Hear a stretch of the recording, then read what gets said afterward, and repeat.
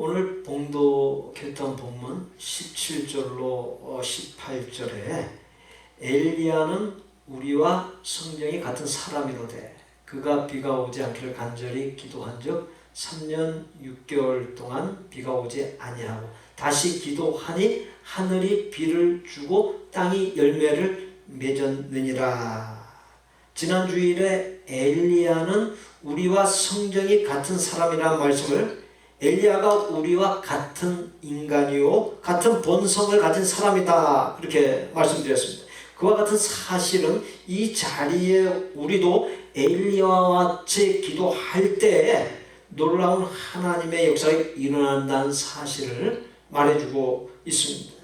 주어진 본문은 그와 같은 사실을 기록하는 동시에 기도 응답을 받기 위해 요구되는 것들, 응답을 받기 위한 전제들을 기록하고 있습니다. 14절 후반부에 주의 이름으로 첫째 응답받는 기도가 되기 위해 주의 이름으로 기도해야 한다라고 지난 주일에 말씀드렸습니다. 먼저 주의 이름으로 기도한다라고 하는 것은 기도의 결과에 대한 주권이 사람이 아닌 하나님께 있다라고 하는 것이에요.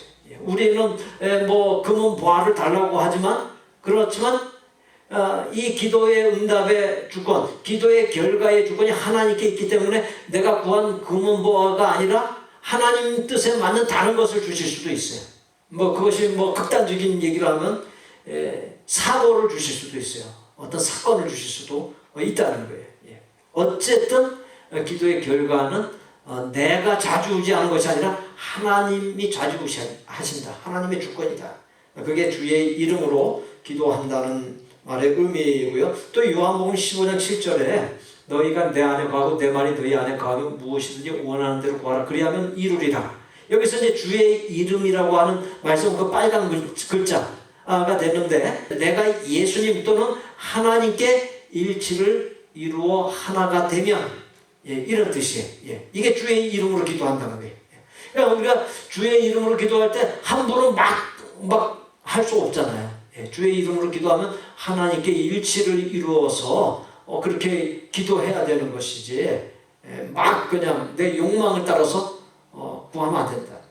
그리고 이 주의 이름으로 기도한다는 것은 내가 하나님 앞에 온전하며 하나님께 일치를 이루는 거, 하나님 앞에 온전한 것, 이 의미가 되게 된다라고 하는 것입니다. 지난 주일에도 말씀드렸지만 내가 하나님께 일치를 이루고 하나님 앞에 온전하면은 그 사람이 드리는 기도가 하나님 마음에 합하고 바른 기도를 드릴 수밖에 없죠. 그리고 하나님 마음에 합하고 바른 기도 드리면 무조건 그 응답 받게끔 되어 있죠. 그 하나님께서 정하신 원리예요, 원리.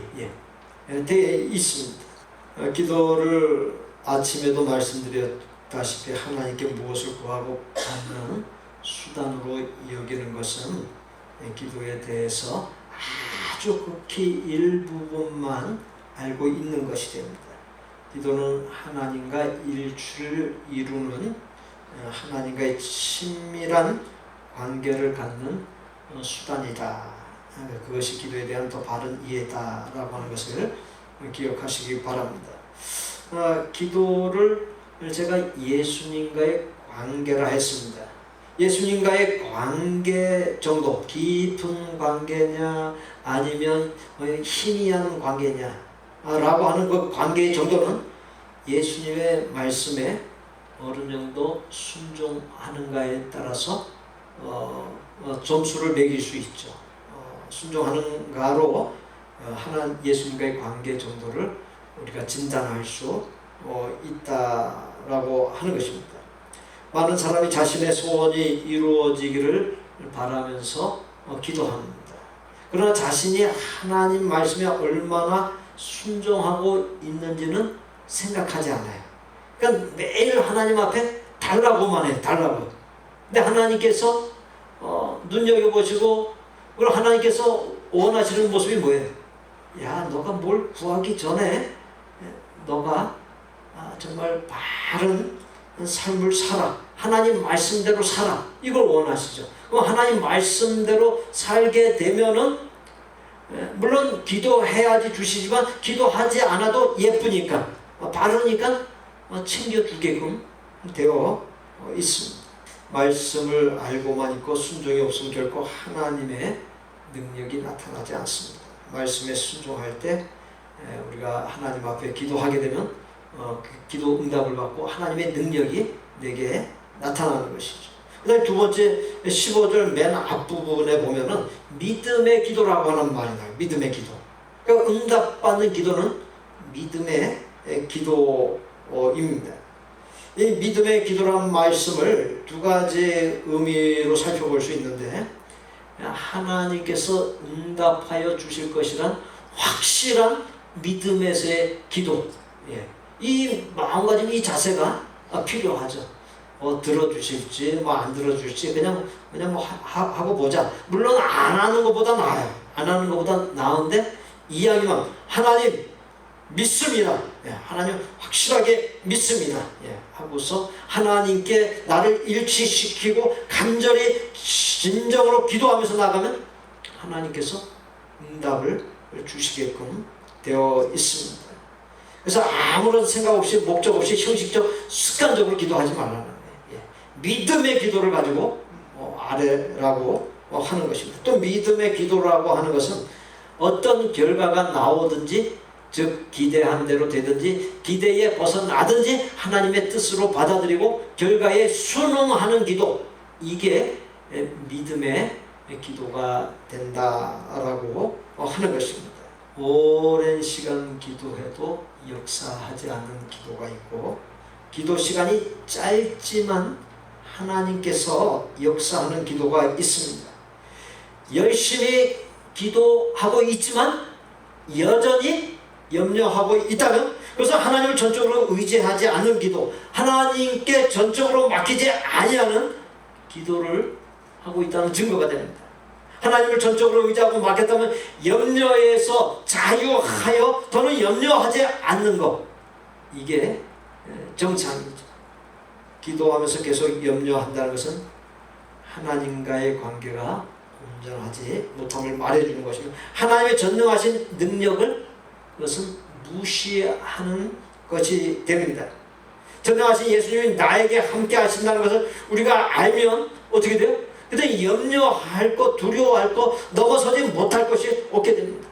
하나님께 기도할 때 응답하여 주시를 믿습니다라고 하는 믿음의 배짱을 보일 수 있어야 합니다. 단 한 가지 믿음의 배짱을 보일 때 중요한 것은 평상시 하나님 말씀 지켜 살고 온전한 믿음으로 살고 하나님께로 일치를 이루어 살고, 그러면서 이제 믿음의 배짱을 부리면 하나님께서 꼼짝 못 하시겠죠.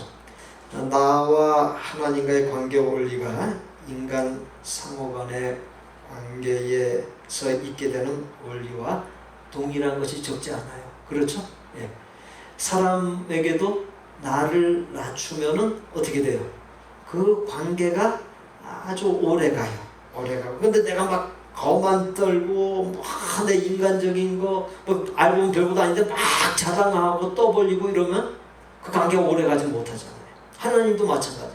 하나님 앞에 나를 낮추고 겸손과 온유함으로 어린아이의 순수한 심령으로 나가서 구할 때 하나님께서 귀하게 여기시는 거예요. 그리고 막 응답해 주시고 들어주시고 필요한 거 다 공급해 주시고 그렇게 되는 것이죠. 그래서 인간 상호 간의 그 바른 아름다운 원리, 그걸 하나님의 관계에서도 우리가 잘 적용할 수 있어야 된다. 그렇게 될 때 응답받는 기도가 될 수 있다라고 하는 것이죠. 본문 16절 앞부분에 죄를 서로 고백하며, 그러니까 셋째 응답받는 기도는 죄를 회개하는 것에 있습니다. 근데 우리가 죄를 갖다 혼자 짓는 것이 있고 인간관계 속에서 짓는 죄가 있습니다. 혼자 짓는 죄는 하나님께 나의 죄를 바로 고하면 돼요. 짓고 바로 하나님께 고해서 용서받으면 돼요. 근데 인간 상호 간에 짓는 죄는 어떻게 해야 돼요? 인간 그 죄를 지은 상처를 입히고 고통을 주고 어려움을 준 그 사람을 찾아가서 정식으로 용서를 구해야 돼요. 그럴 때 하나님께서 그 사람의 기도에 응답을 해 주시는 것입니다. 나와 하나님 사이를 가로막는 장벽, 기도한 것이 응답되지 못하게 하는 장벽, 그 장벽이 죄악입니다. 죄의 장벽을 회개를 통해 제거해야 하나님과 맡겼던 소통이 일어나고 기도한 것에 응답이 있게 되고 하나님께서 도우시는 역사가 일어나는 법입니다. 마태복음 5장 23절로 24절에 그러므로 예물을 제단에 드리려다가 거기서 네 형제에게 원망 들을 만한 일이 있는 것이 생각나거든. 예물을 제단 앞에 두고 먼저 가서 형제와 화목하고 그 후에 와서 예물을 드리라. 하나님께 제사를 드리고 하나님께 예배를 드리는 그 일에 있어서 다른 사람과 불화한 게 있으면, 싸운 것이 있으면 제사 드리는 걸 갖다가 중단하고 가서 먼저 인간관계를 해결하고 화목하게 하고 평화한 다음에 와서 하나님 앞에 예배를 드릴 때 그 예배가 하나님께서 받으시는 예배가 된다라고 하는 것입니다. 기도도 마찬가지예요. 기도도 다른 사람에게 해를 입힌 것이 있으면 그렇게 하고 와서 하나님 앞에 기도하라고 하는 것입니다. 마태복음 23장 23절에도 화 있을진저 외식하는 서기관들과 바리새인들이여, 너희가 스파카와 해양가 근처에 11조를 드리되 율법에 더 중한 바 정의와 공의와 믿음은 버려두라. 그러나 이것도 행하고 저것도 버리지 말아야 할지니라. 바카 해양 근처에, 이것의 11조는 이스라엘 백성들이 가장 작게 여기는, 그러니까 나물 밭에서 나오는 나물 가장 작게 여기는 것에 11조를 쪼개서 하나님 앞에 바칠 정도로 그렇게 철저했다라는 거예요. 근데 그보다 더 중요한 것이 무엇이냐? 바로 빨간 글자, 율법에 더 중한 바 정의와 긍휼과 믿음. 이것은 다 없는 상태에서 니네들이 백날 그렇게 해봤자 헛수고다. 하나님께서 그렇게 일러주신 것입니다.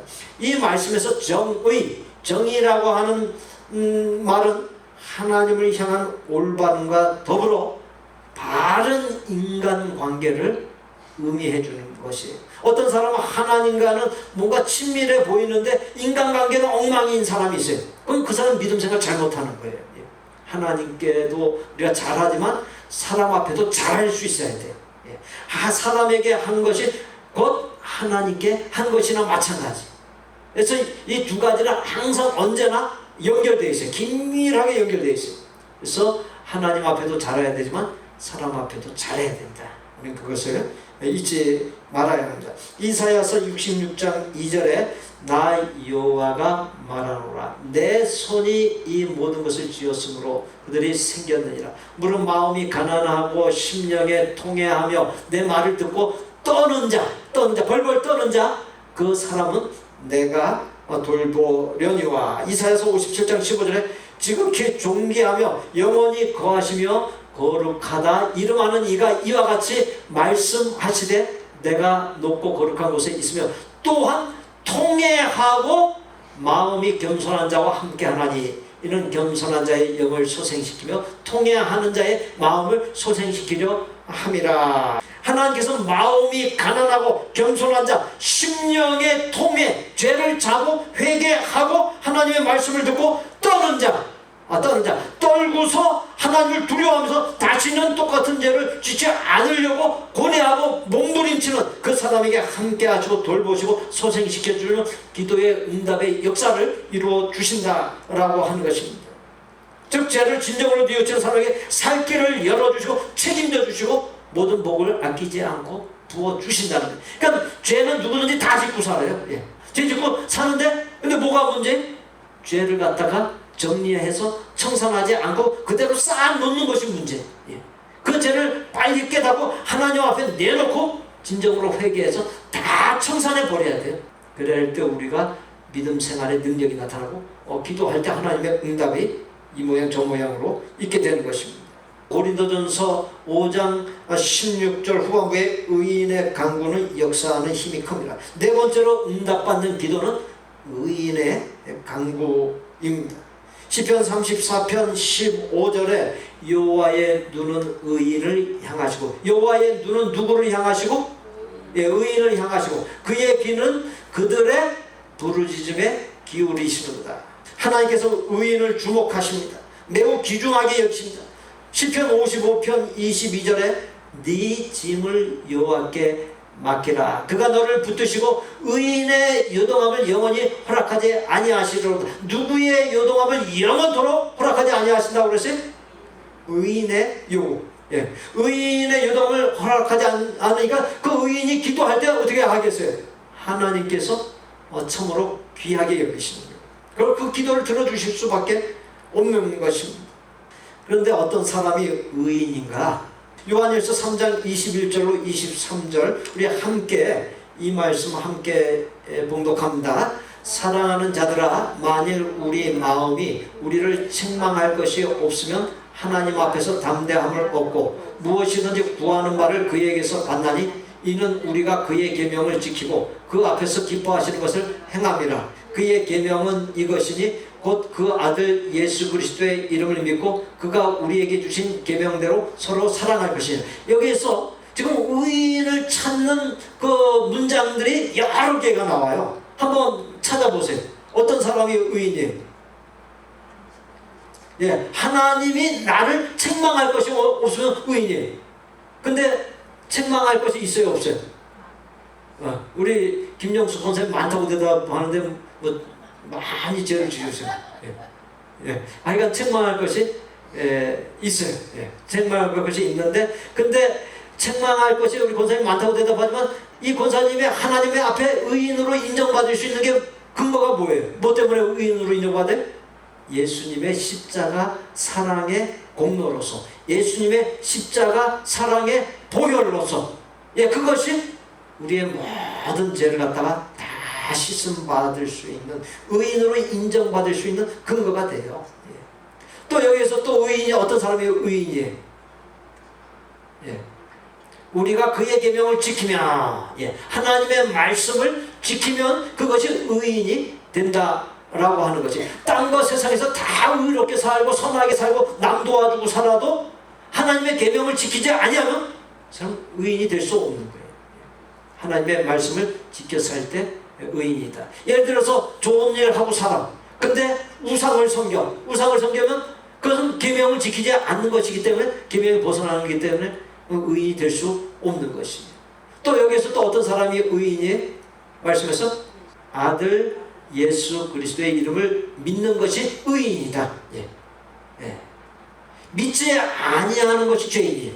죄인이라는 것을 도둑질, 강도질, 살인질, 사기치는 것, 이것만이 죄인이 아니에요.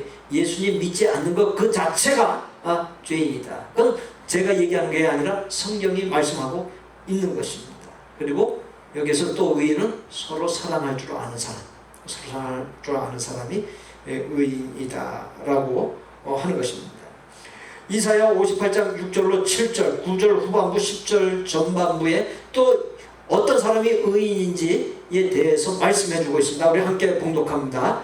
내가 기뻐하는 금식은 흉악의 결박을 풀어주며 멍에의 줄을 끌어주며 압제당하는 자를 자유하게 하며 모든 멍에를 꺾는 것이 아니겠느냐. 또 줄인 자에게 네 양식을 나누어주며 유리하는 빈민을 집에 들이며 헐벗은 자를 보면 입히며 또 내 골육을 폐하여 스스로 숨지 아니하는 것이 아니겠느냐. 멍에와 손가락질과 허망한 말을 제하여 버리고 줄인 자에게 내 심정이 동하여 괴로워하는 자의 심정을 만족하게 하면, 이 모든 말씀들을 한마디로 해버리면 연약한 사람들, 어려움에 처한 사람들에게 대한 사랑입니다.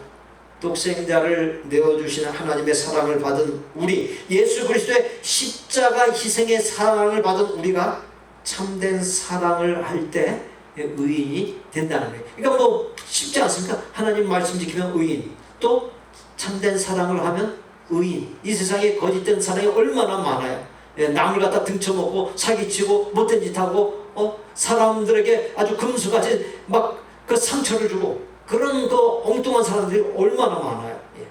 근데 그런 사랑 말고 깨끗한 사랑, 참된 사랑을 이룰 때 거기에 하나님께서 그 사람에게 기도의 응답을 해주신다라고 하는 것입니다. 내가 참된 사랑을 이루는 의인으로 살 때 하나님께서 나의 당대와 자손들에게 주시는 약속의 말씀이 있습니다. 이사야서 58장 8절로 9절 전반부 10절 후반부 11절로 12절입니다. 우리 함께 이 말씀 읽도록 하겠습니다. 네 빛이 새벽같이 비칠 것이며 네 치유가 급속할 것이며 네 공의가 네 앞에 행하고 여호와의 영광이 네 뒤에 호위하리니 네가 부를 때에는 나 여호와가 응답하겠고 네가 부르짖을 때에는 내가 여기 있다 하리라. 네 빛이 흑암 중에서 떠올라 네 어둠이 낙하같이 될 것이며 여호와가 너를 항상 인도하여 메마른 곳에서도 네 영혼을 만족하게 하며 네 뼈를 견고하게 하리니 너는 물된 동산 같겠고 물이 끊어지지 아니하는 샘 같을 것이라. 네게서 날 자들이 오래 항폐된 것들을 다시 세울 것이며 너는 역대에 파괴된 기초를 쌓으리니 너를 일컬어 무너진 데를 보수하는 자라 할 것이며 귀를 수축하여 거할 곳이 되게 하는 자라 하리라. 이 지금 가만히 보십시오. 한자 한자 너무나도 가슴 벅찬 참으로 놀라운 복의 말씀이지 않습니까? 이런 것들은 딱 적어야 돼요. 적어가지고 딱 적어놓고서 성경책 표지에다 놔두고서 시간이 있을 때마다 열어서 봐야 돼요. 이게 의인으로 살 때 하나님께서 주시는 정말 말로 다 할 수 없는 놀라운 복입니다. 오늘 그 주어진 본문 야고보서 5장 14절 전반부에 보면 교회의 장로들을 청할 것이요. 교회 장로들은 어떤 사람이에요? 이 사람들은 의인이에요. 의인이 간구할 때 역사하는 힘이 크기 때문에 교회 장로들을 청할 것이요. 이렇게 말씀했습니다. 장로들은 교회의 지도자들을 가리킵니다. 목사, 장로, 안수집사, 권사, 서리집사 등의 사람들은 구별되어 교회 지도자들로 세워진 사람들이에요. 세상 사람들과 구별되어 믿음으로 살고 영적인 삶을 추구하는 의인들입니다. 그런 이들에게는 세상 사람들과 달리 영적인 파워, 영적인 힘이 있습니다. 그런데 여기서 한 가지 알아야 할 것이 있습니다. 그 영적인 힘이 직분이라고 하는 직분 그 자체에서 나오는 것이 아니라는 사실. 직분에 걸맞은 올바른 믿음과 삶을 이루어갈 때 이 영적인 파워가 나오는 것입니다. 올바른 믿음과 삶은 하나님의 말씀 따라 사는 삶이요 아름다운 덕을 이루는 인격자로 사는 삶이며 그와 같은 삶을 사는 사람이 의인인 것입니다. 내가 직분을 받아서 직분자인데 내게서 기도의 능력, 믿음의 능력이 나오지 않는 것은 직분에 걸맞은 올바른 믿음과 삶을 살지 않았기 때문입니다. 그렇다고 한다면 어떻게든 기도의 능력, 믿음의 능력이 나타나도록 올바른 믿음과 삶을 사는 삶으로 나를 끌어올리고 하나님께서 기도하는 바를 놀랍게 응답하여 주시는 의인의 반열로 나를 끌어올릴 수 있어야 합니다. 사무엘상 12장 23절에 우리 함께 이 말씀 있습니다. 우리 이스라엘의 마지막 사사인 사무엘이 한 말입니다. 우리 함께 읽습니다. 나는 너희를 위하여 기도하기를 쉬는 죄를 여호와 앞에 결단코 범하지 아니하고 선하고 의로운 길을 너희에게 가르칠 것인지. 우리 자식들을 생각하면서 자식들을 떠올리고 자식들을 바라보면서 이 자식들을 향한 기도 쉬는 죄를 범하지 아니하고 또 함께 믿음의 공동체를 이루어서 함께 믿음의 가족이 되어서 믿음 생활을 일궈가는 성도들을 향한 기도 쉬는 죄를 범하지 아니하고 내 이웃을 위해서 이웃의 구원을 위해서 기도 쉬는 죄를 범하지 아니하고 우리가 그렇게 살아갈 수 있어야 합니다. 우리가 신앙생활을 하면서도 기도가 없으면 형식적인 믿음, 이론적인 믿음, 추상적인 믿음이 될 수밖에 없습니다. 기도하지 않으면 하나님이 아닌 세상을 바라볼 수밖에 없고 하나님 아닌 세상을 의지할 수밖에 없고 하나님이 아닌 헛된 세상과 죄악을 우리가 따라가면서 살 수밖에 없습니다. 사랑하는 성도 여러분, 나와 가족과 생업과 교회, 더 나아가서 지역, 사회와 나라를 위해 기도 쉬는 죄를 범하지 마십시오. 기도할 때 하나님의 능력, 믿음의 진가를 맛볼 수 있습니다. 주신 말씀 따라 기도가 삶의 중요한 부분이 되고 기도하면서 하나님과 친밀한 관계가 되는 가운데 하나님 마음에 합한 기도를 드리고 이렇게 기도 드리는 것마다 놀라운 응답을 받는 복된 생이 되시기를 예수님의 이름으로 축복합니다. 우리 구주 예수 그리스도의 은혜와 아버지 하나님의 거룩하고 완전한 사랑과 성령님의 교통 내주 역사하심이 예수님의 이름 권세와 능력을 의지하여 믿음의 기도로 나아가고 죄를 회개하여 떨쳐버리고 하나님과 사람들 앞에서 의인으로 사는 가운데 하나님의 응답하여 주심이 넘치는 기도의 사람이 되기를 소원하고 작정하는 아름다운 마음의 성도들과 그 가족과 생업과 학업과 대인관계와 미래 위에 우리 복된교회 신앙 공동체 위에 우리가 사랑을 나누는 곳들과 사역자들 위에 이제로부터 영원토록 함께 계실지어다. 아멘.